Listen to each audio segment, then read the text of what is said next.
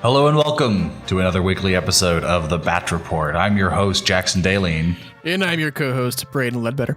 And welcome back, guys. I'm glad we're actually able to get an episode in on the week that the episode came out. How about that? We're talking about one episode this week, not 12. Just one. Which is funny that I think that we are talking about one of the two-part episode. Right, yeah. I mean, our prediction was right. This was going to be kind of a two-parter for the finale here. Yeah, but you know what? Even after watching this, I'm like, how is this gonna, what's the next episode gonna be all about? Yeah, we'll get into it. Yeah. We'll talk about it all. So, well, cool. Welcome back, of course, and we'll jump right into this one. Not a lot really did happen, but a lot of stuff was said. Yeah. So I think that kind of needs to moments. be the focus of today. So we'll start out. The episode's called Return to Kamino. What's funny was when I made this rundown, I for some reason didn't realize that Return to Kamino was the title. So I have the title of the rundown finale part 1, and then it's Return to Kamino. Return of the King. Yeah, right. So we go back to Kamino, obviously picking up to Hunter being captured, and he is being brought back to Kamino, and the episode starts with Crosshair turning on Hunter's comm, and Hunter's like, they're not going to come. And he's like, yeah, they are. He's like, what? Yeah, of course they will. He's like, they'll know it's a trap. And he's like, yeah, of course. Like, they're still going to come though. Like, that's my point. Mm-hmm. No, I thought that was funny, and how it totally, like, they found Hunter's comm and they were like, oh, there he is. Like, guess we're going to Kamino. It definitely coincides with, this might be jumping ahead a little bit, but it definitely coincides with how Crosshair is feeling betrayed, because Hunter's captured and they immediately go to save him. It's immediately. And Crosshair's captured and they're kind of like, well, I guess he's gone. And it only further proves his point that so the beginning of this episode is just fairly simple. It's pretty much just everybody getting to Kamino. Once we're at Kamino and, Omega shows the Bad Batch this secret landing pad, and it takes them through this underwater tunnel to this secret lab, to where we kind of find a little more out about, I guess, Omega and just the Batch itself in this scene. Yeah. I'm thinking either, given from this scene alone, I think the importance and origin of Omega is not going to be revealed. If it's not in the next episode, it's going to be like a series thing. It's got to be the next episode. I think it will be the next episode, and they figure everything out. But I did want to ask you in this. So in this lab, did they make the Bad Batch in here? I think so. Or, so all of their deformities were given to them. Like, they were made to be like this. I guess so, because they were experiments. Remember, experiment right. 99 or whatever.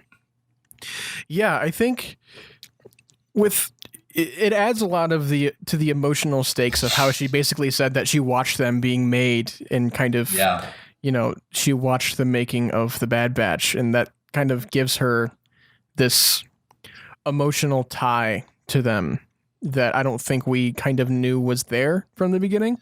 But looking back at the beginning, it makes sense. Like, the excitement of seeing them, you're like, oh, okay, like, I understand now, why she feels so connected to them.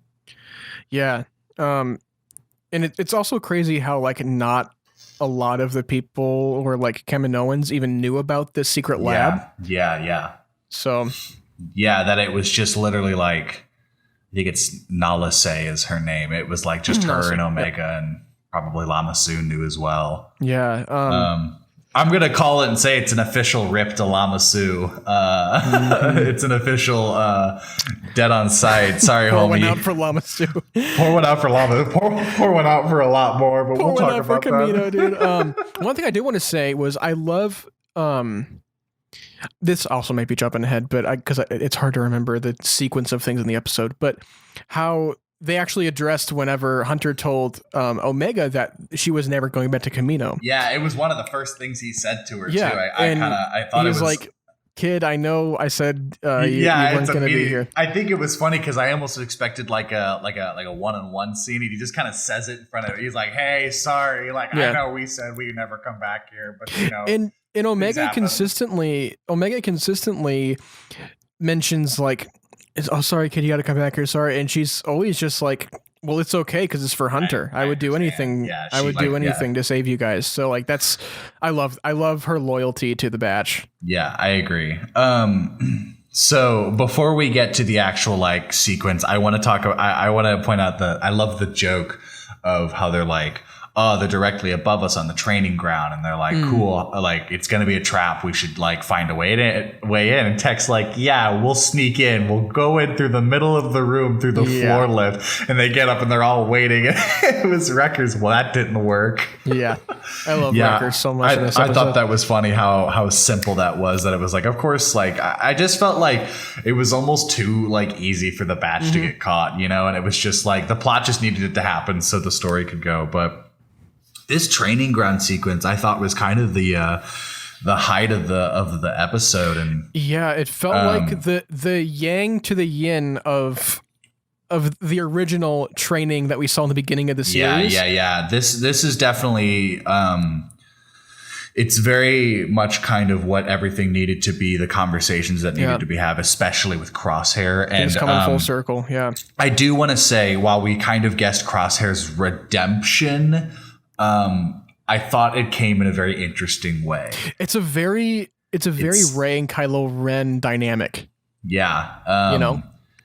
No, yeah, absolutely. And just kind of the instant of Crosshair almost having hope for the batch to still turn. Like, it's weird seeing this opposite side of, you know. And the twist that his chip is gone. Yeah, no, that I was. Now, do you believe him? I do. Some people I see don't believe him. They even have the scar in his head from when they removed it. Was it? I just thought that was like burns from the whole Venator thing. No, I think that's the scar in his head from it getting removed. At least that's what I'm interpreting. Yeah, so Crosshair is just full on Empire supportive. Imagine being Crosshair though. Your team kind of abandons you and you know, you get this chip forced in your head, and once it's out, you kind of realize, oh crap, they don't really care about me that much, do they? Like they never came back for me. They never even attempted to save me. They just kind of saw me as a lost cause and moved on. Just ditched out. Perfectly fine without me. Imagine how betrayed you would feel if you were in that position. Right. Yeah, and now I it's like a weird, you don't want to side with Crosshair, but you kind of feel for him. You kind of get it. Yeah, no, I remember watching it and understanding, being like, wow, like it really is kind of a shitty thing that everything happened, but like I get it that he's kind of, Crosshair is kind of like by design the douche of the group anyway. But he is also deliberately siding with the side that he has witnessed do kind of some unspeakable things. Mm-hmm. And that'll only get worse. So I wonder if eventually Crosshair's mindset will change, since he's not being influenced by he needs to get out of that environment, I think. And I think that'll help now that they have taken him, because that scene ends, they stun him. And I always thought that was really that stare off between Hunter and Crosshair. Oh man, that was intense. I thought for a second there, I thought that Crosshair was just going to straight up kill one of them. But I love whenever we think that, and then all of the other clones are kind of, or not clones, the other, what are they, troopers? What kind of troopers are they? There's like the War Mantle troopers, or like the like elite troopers. Where they like stop taking the orders from Crosshair because and then sketchy. he executes them. Yeah, and then he executes them. That was sick. I kind of cheered a little bit when I saw that. The animation of like when Tech notices and he like hits Wrecker in the side and he's like, look what's gonna happen. I love how they cued everything with the music. Yeah, I agree. The music in this one was really cool. And also in that moment, I love that line that Crosshair has where he says, I'm going to give you something that you never gave me, a choice. Oh, or I really liked when they first get Hunter and Crosshair get to Kamino and they're talking about it, and Hunter's like, you didn't give us a choice. Like we did what we had to do. You didn't give us a choice. And Crosshair goes, and I did. It's just like all of it. This episode was a big revelation to Hunter. I think Hunter kind of understood everything that happened, which is why I don't know if he's making it out in next week. I almost don't know if Crosshair is going to make it out of this. Man, I don't know. I'm kind of worried for Hunter. You don't think Hunter's going to? I think Hunter's too big of a player, especially with Omega, to be taken out. Now, I think maybe he'll go through some stuff in the next episode, but I would almost believe that Crosshair will be the one to die. I almost wonder if the next episode, it's all them, like, because I guess they didn't escape Kamino. Like, I think they're still... They couldn't have. There was no time. Topoka City, yeah. Unless in the span of like 10 seconds, they were able to jump on a ship really quick and fly out. So I think the episode is going to be like... Most of it's them escaping through the rubble, which gives them time to kind of talk with Crosshair. And then I think, if anything, like something will happen, like the Empire finds them trying to escape. And in the last second, Crosshair like does this full on whatever. And it's whatever happens gets him killed. Like, I just think it's going to be some kind of redemption, like last, sacrificial act. Yeah. Well, I love that they could have easily left Crosshair there when they started, because for a second we didn't realize that all of Kamino, all of that cloning facility was abandoned essentially. And by the time they were the only ones left on it, Tarkin tells Rampart to fire when ready, which was kind of a cool callback to Hope. But we realized that, oh my God, they're the only ones left, because he says a line something of like, it's like he calls it, he's like, Commander, like a guy calls Rampart and he's like the commander's lost control. And Rampart's like, just pull everyone out. Like, just get out. He goes, leave the clones to die on their own. Like, it's like leave the clones to die in their home. Yeah. I was like, they to die. And then we realized that our prediction came true, that they're just yoinking out. So let's kind of talk about that final little sequence. I was watching it again today, doing the rundown. I actually stopped when it all happened too. And I was just like, it's such a quick sequence too, but it feels so heavy and long, and it hurts. It hurts. Those exposure shots of just the empty halls, and it's just like, I think back to the Clone Wars arc where they attack Kamino, and the whole time it's, we're going to defend our home. We're going to. I saw a thing that it was apparently it was a normal clone officer who started firing it. Like the guy who turned back was like, we're ready to do it. And before Rampart fires, it's a clone where it's like, even he executed it himself. It's just that shot. The shot that really got me was the dining hall. The mess hall, me too. Yeah. And I was like, just like, oh man, that's usually filled with clones, like, man. That's just, it's so heartbreaking, and it's just like that and stale air. The empty like tanks. Yeah. And Kevin Kiner's score during this scene specifically, just like, ooh, I've been so impressed with the Kiners. It really is just absolutely mind blowing with it. Give them a movie, seriously.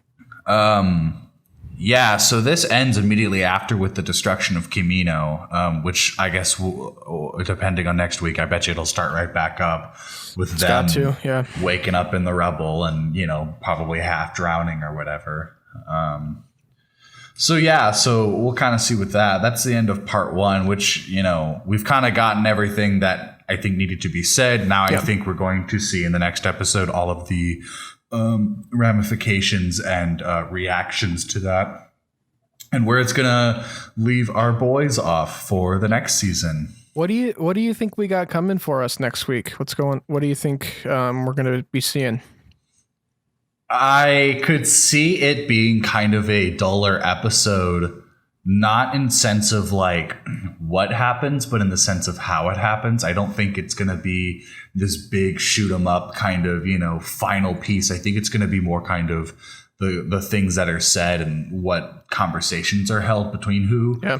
And I think it's going to end it to where it'll literally set them right up for whenever season 2 starts. Which I guess we haven't talked about, when that was announced. We are for sure getting a season 2 of The Bad Batch. Don't know when, don't know how. Which I figured they would announce it when not surprised at all. Yeah, obviously we kind of called this one coming. So yeah, do you have any thoughts on kind of how this last episode is going to go for this season? I'm feeling like Hunter or somebody will end up, I don't want this to happen, but I think this might happen, is Hunter possibly sacrificing himself for Crosshair in some way. And do you think Crosshair would then?